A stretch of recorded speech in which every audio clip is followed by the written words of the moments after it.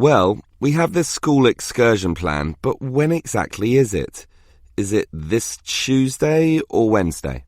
Well, it can't be Tuesday with the English tests taking place. Ah, right, not Tuesday but Wednesday. That's right, all day Wednesday, taking a bus outside the city. The excursion is on Wednesday, so Wednesday has been written in the space. Now we shall begin. You should answer the questions as you listen, because you will not hear the recording a second time. Listen carefully and answer questions 1 to 6. Well, we have this school excursion plan, but when exactly is it? Is it this Tuesday or Wednesday?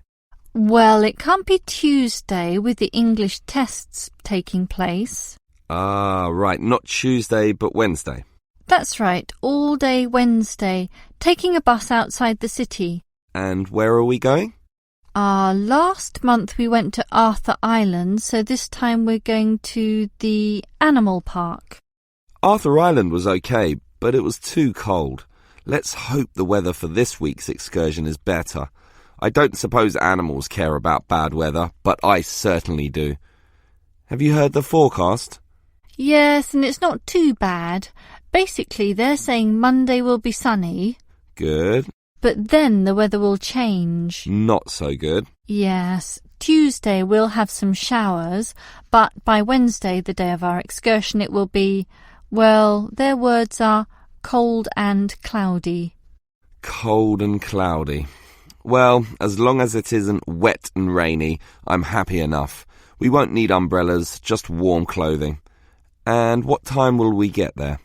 Let's see, the bus picks us up at 8:30 a.m. and then it's an hour and a half on the road, so we arrive at 10 a.m. Sorry, with the 15-minute break, that will actually be 10:15 a.m. That's early enough. Then all our students can see the animals, have their fun, and do whatever they want to do. Well, one fun event planned that day is Birds of Prey. What's that? That's when they bring out several birds of prey, eagles, falcons, kites, those sorts of birds, and throw pieces of meat into the air, and the birds swoop down and eat them. It's quite impressive. Sounds great. Birds of prey. Are there any other activities? There's a catered lunch at the park restaurant. We've already paid for that. And in the afternoon there's... Well, I had a choice between the reptile display and the koala handling. In the reptile display, the students can handle live pythons and various other snakes. Surely they'd rather hold koalas. I'm sure, but the koalas can't be handled unless the weather's sunny, and given the forecast, I thought it better to choose the reptile display. That's a shame. These Asian students would love the koala handling. Yes, I know, but we can't control the weather. And then we get back. What time will that be? We leave the park at 4:30, but then we face traffic, so we won't get back until well after 6 p.m. It will most likely be 6:30, but that's better than the last trip. We didn't get home until 8:30 that time. Yes, that was a bit too late, wasn't it? Before you hear the rest of the conversation, you have some time to look at questions 7 to 10. Now listen and answer questions 7 to 10. Andrew, I understand you've been doing some research regarding the breakdown by nationality of our student body. That must have produced some interesting results. You're right. I got some statistics from head office. I would imagine that most of our students are either Japanese or Chinese. You imagine right. But it's the Chinese who constitute the majority, but only just. I had thought Koreans might be second, but it's actually the Japanese, quite close behind. It's somewhat surprising, but obviously all those study tours that our university markets in Japan are bringing in students. What's the breakdown exactly? Japanese are a quarter of the whole, which is considerable. Last year they were only 16%, so that market has grown nicely. The only other proportions of some weight are the Indonesians and Koreans, about the same. Indonesians at 15%, and the Koreans are a little higher, not like last year when they were less than 10%. I thought we'd have more Indonesians than Koreans. Well, as I said, they're about the same. Just like the Saudi and Thai student numbers, almost the same also, both just under 10. Which one is bigger? Thai students number just a fraction more. As for the other nationalities, collectively they're only 3%, so it wasn't worth giving each of them a separate category. I just grouped them under other. That's Vietnamese, South American, a couple of Russians, and so on. Hello everyone. Now you're here because you're interested in travel, right? And you're in the right place. For easy travel, we have the best deals for the best locations. We specialize in eco-travel, or holidays designed to get you amongst nature, ignoring the hustle and bustle of big cities. So whether you want to hike in Nepal, as many people do, or follow some jungle paths in the rainforests of Queensland, we can give you the best deal. If you look at our office here, you'll see our overseas consultants. That's for trips overseas, obviously, to Europe, to North America, but primarily for the Asian market, which is generally more popular in this part of the world. Most people like that touch of the Orient, right? But they also like the domestic market, since this country offers its fair share of beautiful natural vistas. What about the deserts, anyone? What about some striking red rock gorges? Then talk to our domestic consultants who can arrange anything you want. But they deal with the accounts in the morning, so you'll need to talk to them in the afternoon. And remember, our office doesn't open at night, sorry to say. Now, around the outskirts and outer regions of this city, there are many beautiful places that you might not be aware of, and the advantages of these regional locations are many. Mostly by being closer, some of them can be done in a day tour.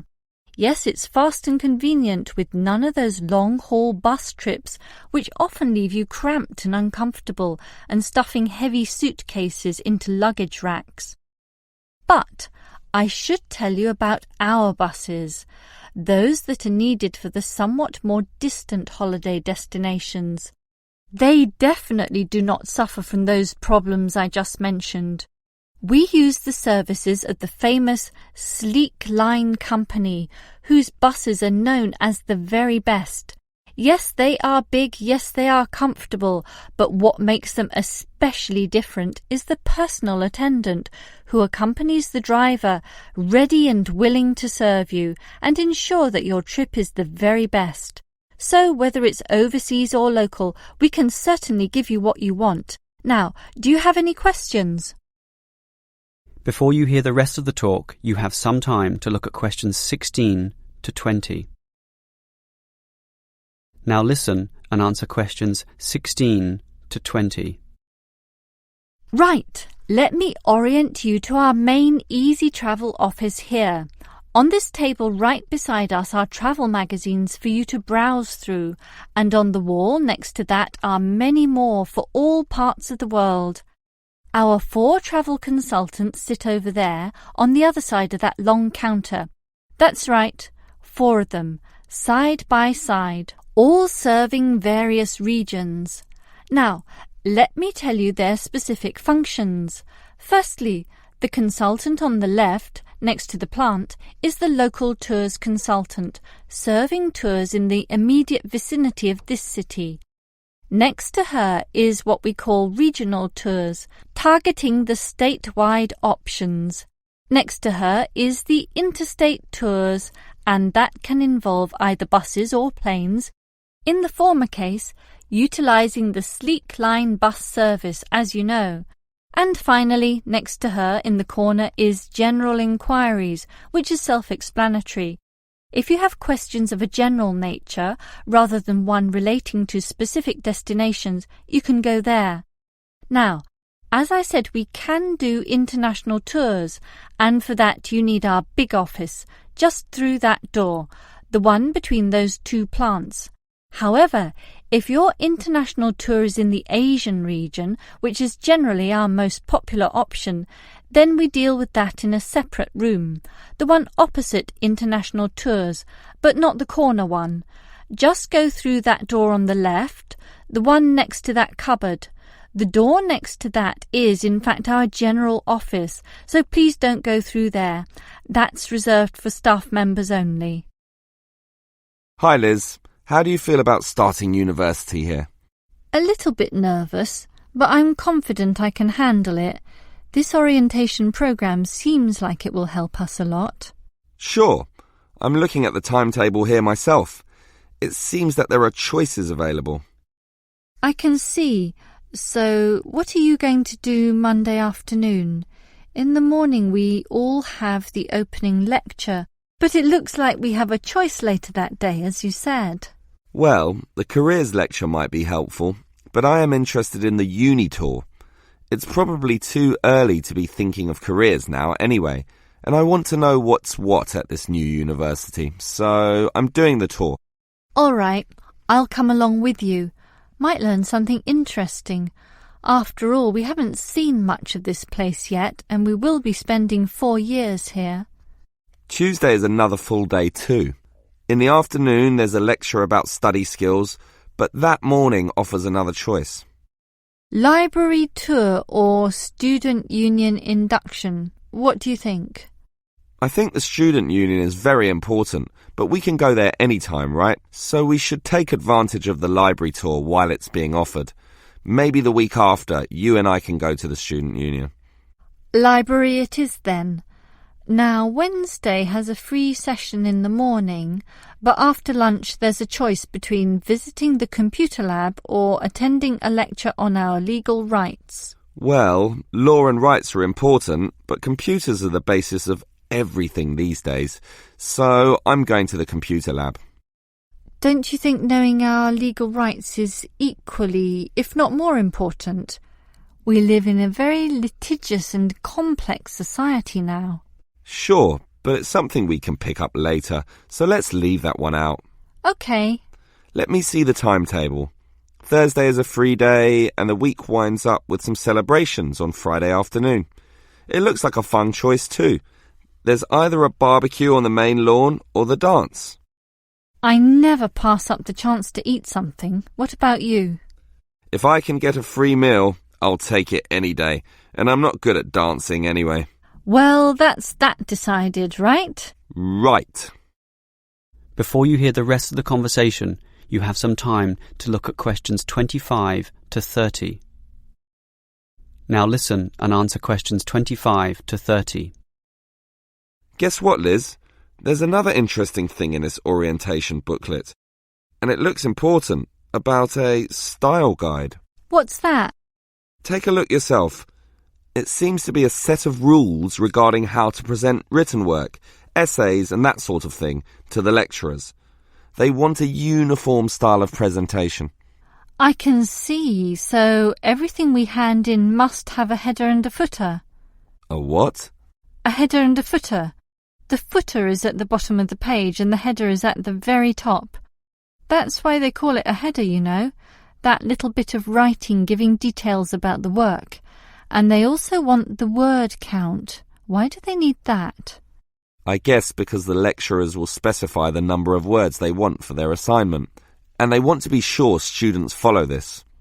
And even the heading on the page has to be a specific dimension, 16 points and bold print and underlined.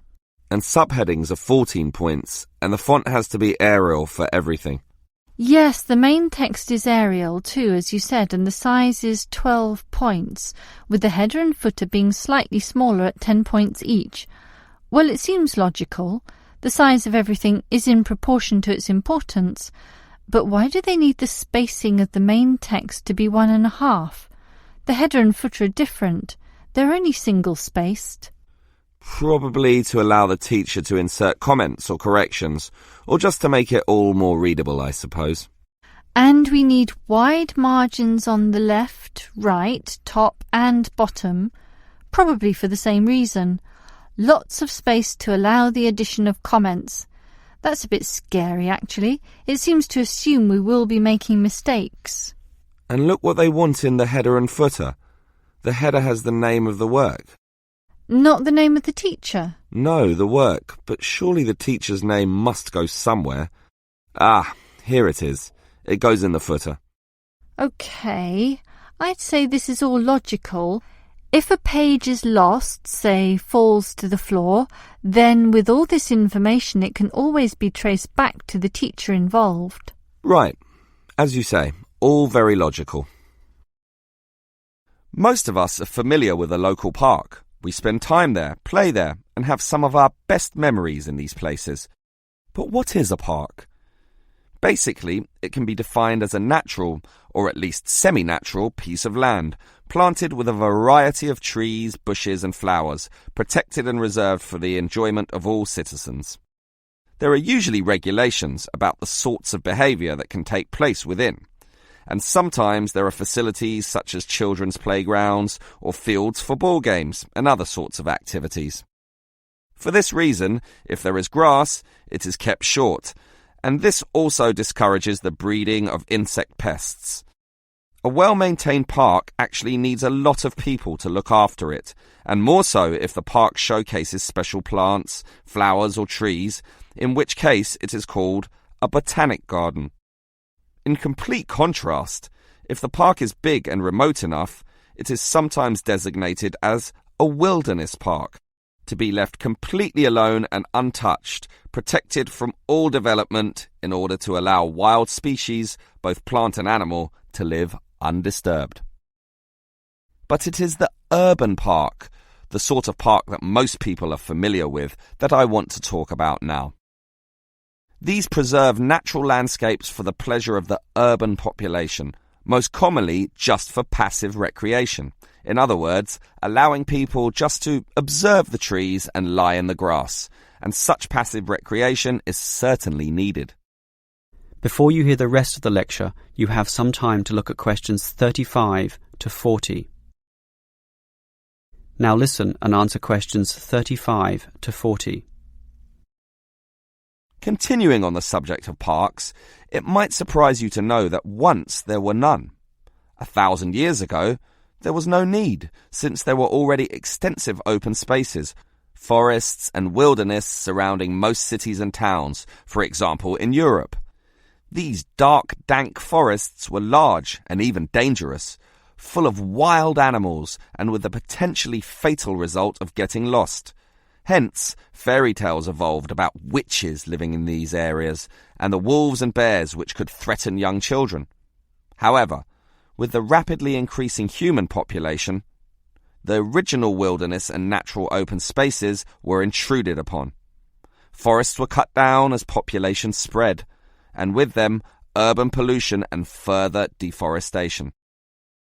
But it was only with the advent of the Industrial Revolution that people realized natural areas needed to be preserved to give the populace access to the sort of nature that was fast disappearing due to the uncontrolled development and demand for resources. The first park expressly designed for that purpose is usually considered to be Prince's Park in Liverpool. This was in 1841 on land donated to the public by a rich iron merchant. With such a generous donation, worth about £50,000, the council decided to invest £5,000 of its own money in making it look good. Consequently, they hired a landscape designer, Joseph Paxton, who designed twisting turning pathways among shade-giving trees, all based around a central lake. In many ways, it became the prototype for all later large parks, including the famous Central Park in New York. But if we were to pick the park that most people are familiar with, it would be the much smaller neighbourhood park. These can be tiny, but by being in the midst of extensive development and dense populations, they are increasingly seen as a refuge where one can get a glimpse of true nature. Many psychologists now maintain that this glimpse is necessary, for ultimately, as a species, we have an innate affinity for nature, and the concrete urban zoo clashes with our inner being. This has seen the rejuvenation of many urban parks that were once left to decay, for example in New York or London, And indeed, some cities such as Melbourne are known all over the world for their abundance of carefully maintained parks, including a world-famous botanic garden. That is the end of section 4. You now have half a minute to check your answers. That is the end of the listening test. In the IELTS test, you would now have 10 minutes to transfer your answers to the answer sheet.